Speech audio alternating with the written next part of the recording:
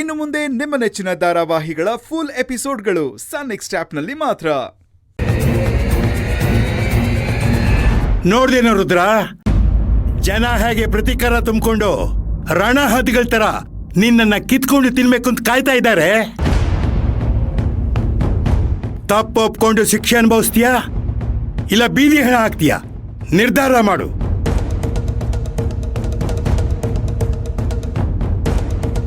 ಹೆಚ್ಚಿಗೆ ಕಾಲಾವಕಾಶ ಇಲ್ಲ.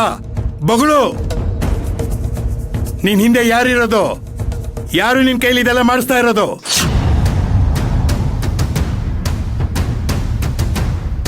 ಬಗಳು. ಹೇಳ್ತೀನಿ ಎಲ್ಲ ಹೇಳ್ಬಿಡ್ತೀನಿ.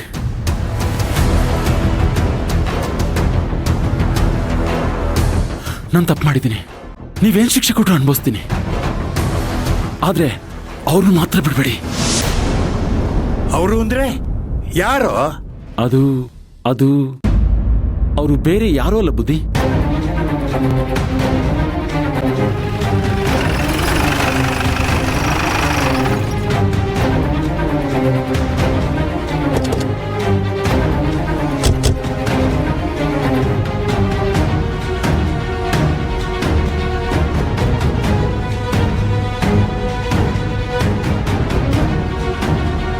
ಏನ್ರಿ, ಏನ್ ನಡೀತದೆ ಇಲ್ಲಿ?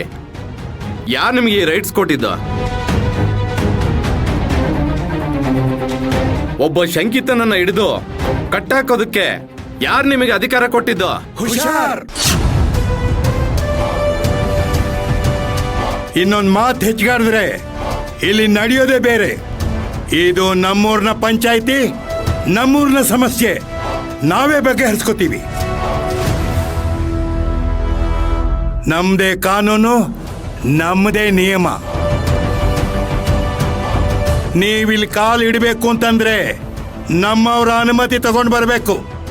ಹೇಗೆ ಬಂದ್ರೋ ಹಾಗೆ ಹೋಗ್ತೀರಿ ಇನ್ಸ್ಪೆಕ್ಟರ್. ಎಲ್ಲ ನೀವೇ ತೀರ್ಮಾನ ಮಾಡೋ ಹಾಗಿದ್ರೆ ಪೊಲೀಸು ಕಾನೂನು ಏನಕ್ಕಿರ್ಬೇಕು?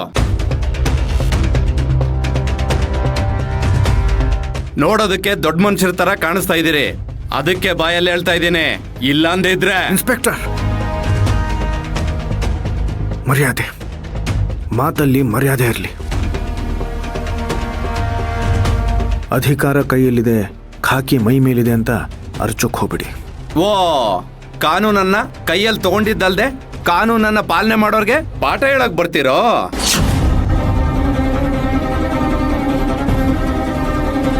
ಈ ಕಾಕಿ ಪವರ್ ಏನಂತ ನಿನ್ಗಿನ್ನೂ ಗೊತ್ತಿಲ್ಲ ಅನ್ಸತ್ತೆ. ಗೊತ್ತಿದೆ, ಅದರ ಬಗ್ಗೆ ಗೌರವನೂ ಇದೆ. ಆದರೆ ನಿಮ್ಮಂಥ ವ್ಯಕ್ತಿ ಅದನ್ನು ಯಾವ ರೀತಿಯಲ್ಲಿ ಬಳಸ್ಕೋತಾರೆ ಅನ್ನೋದು ನನಗೆ ಚೆನ್ನಾಗಿ ಗೊತ್ತು. ಇನ್ಸ್ಪೆಕ್ಟರ್, ನಿಮಗೆ ರೈತರ ಶಕ್ತಿ ಏನು ಅನ್ನೋದು ಗೊತ್ತಿಲ್ಲ ಅಂತ ಅನ್ಸುತ್ತೆ. ಈ ಹಳ್ಳಿಗೆ ಹೊಸದಾಗಿ ವರ್ಗಾವಣೆಯಾಗಿ ಬಂದಿದ್ದೀರಲ್ಲ, ಅದಕ್ಕೆ ಜೋರಾಗಿ ಮಾತಾಡ್ತಾ ಇದ್ದೀರಾ. ಅನ್ಯಾಯದ ಜೊತೆ ಖಾಕಿ ಆಗಲಿ ಖಾದಿ ಆಗಲಿ ಕೈ ಜೋಡಿಸಿದ್ರೆ ಈ ಮಣ್ಣಿನ ಮಕ್ಕಳು ಅವರನ್ನು ಇದೇ ಮಣ್ಣಲ್ಲಿ ಮಣ್ಣು ಮಾಡಿಬಿಡ್ತಾರೆ. ಇದು ನಿಮಗೆ ಗೊತ್ತಿರಲಿ.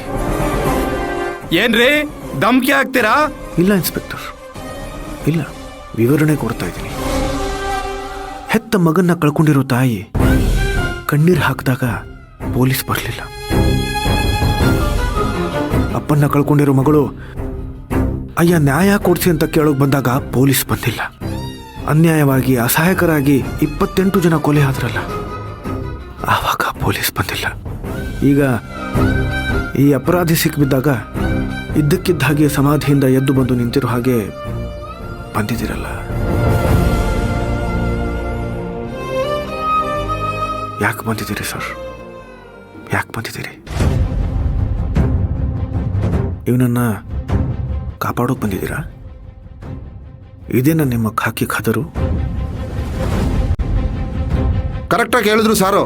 ರೀ ಇನ್ಸ್ಪೆಕ್ಟ್ರೆ, ಅವನ್ನ ಯಾರು ಅನ್ಕೊಂಡಿದ್ದೀರಾ? ನಮ್ಮೂರಿನ ಧರ್ಮದೊರೆ ಅನ್ನದಾತ ಪ್ರಭು ಸತ್ಯಮೂರ್ತಿಗಳು.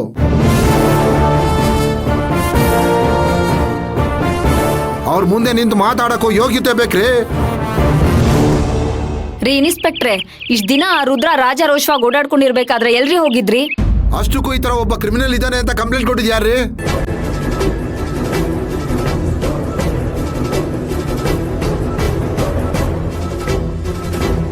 ಕ್ಷಮಿಸಿ ಸತ್ಯಮೂರ್ತಿಗಳೇ, ದಯವಿಟ್ಟು ನನ್ನನ್ನು ಕ್ಷಮಿಸಿ. ಇದು ಇಷ್ಟೊಂದು ಸೂಕ್ಷ್ಮವಾದ ವಿಚಾರ ಅಂತ ನನಗೆ ಗೊತ್ತಿರಲಿಲ್ಲ. ನೋಡಿದ್ರಾ ಮರ್ಯಾದೆ ಹೇಗೆ ತಂತಾನೆ ಬರ್ತಾ ಇದೆ ಅಂತ? ತಪ್ಪೆ, ನಾನು ಹಾಗೆ ಮಾತಾಡಬಾರ್ದಾಗಿತ್ತು. ನನಗೆ ಈ ಊರು ಹೊಸದು ಸತ್ಯಮೂರ್ತಿಗಳೇ. ಆದ್ರೆ ಇದು ಕಾನೂನಿಗೆ ಸಂಬಂಧಪಟ್ಟ ವಿಚಾರ. ನನ್ನ ಕರ್ತವ್ಯಕ್ಕೆ ಅಡ್ಡಿ ಮಾಡಿದ್ರೆ ನಾನು ಎಲ್ಲರನ್ನೂ ಕರ್ಕೊಂಡು ಹೋಗ್ಬೇಕಾಗತ್ತೆ.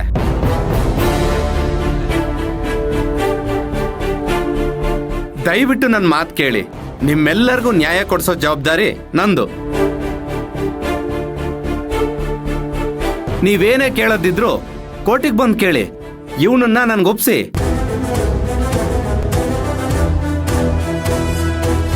ಇವನ್ ಬಾಯಿಂದ ಹೇಗೆ ನಿಜ ಕಕ್ಸ್ಬೇಕನ್ನೋದು ನನಗೆ ಚೆನ್ನಾಗಿ ಗೊತ್ತಿದೆ. ದಯವಿಟ್ಟು ನನ್ನ ಮಾತು ಕೇಳಿ ಸತ್ಯಮೂರ್ತಿಗಳೇ. ನಾನು ಯಾವತ್ತೂ ಸತ್ಯದ ಪರ. ಕಾನೂನಿನ ಮುಂದೆ ಎಲ್ಲರೂ ತಲೆ ಬಾಗ್ಲೇಬೇಕು. ಆಗ್ಲಿ, ನಿಮ್ಮ ಕಾನೂನಿನ ಪ್ರಕಾರನೇ ಇವನಿಗೆ ಶಿಕ್ಷೆ ಕೊಡಿ. ಆದ್ರೆ ಒಂದು ಮಾತು ಇನ್ಸ್ಪೆಕ್ಟರ್, ಇವನ ಹಿಂದೆ ಯಾರಿದ್ದಾರೆ ಅಂತ ನೀವೇ ಕಂಡುಹಿಡಿದು ಅವನ್ನ ಒದ್ದು ಒಳಗೆ ಹಾಕ್ಬೇಕು. ಆಗ್ಲೇ ನಾವು ಪಟ್ಟ ಕಷ್ಟಕ್ಕೆ ಬೆಲೆ ಸಿಗೋದು. ಸರಿ ಸರ್, ನಿಮ್ ಜೊತೆ ನಾವಿದ್ದೀವಿ.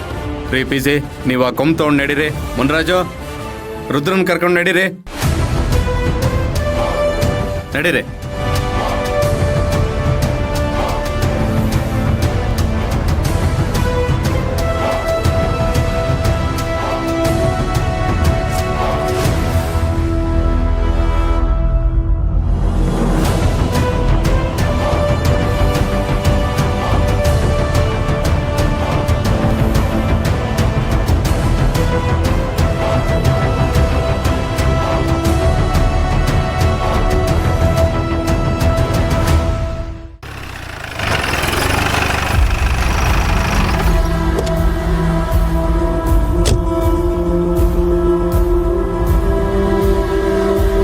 ಯಾಕೆ ಸರ್? ಹಾ, ರುದ್ರ ಬಾ ಇಲ್ಲಿ ಬಾ.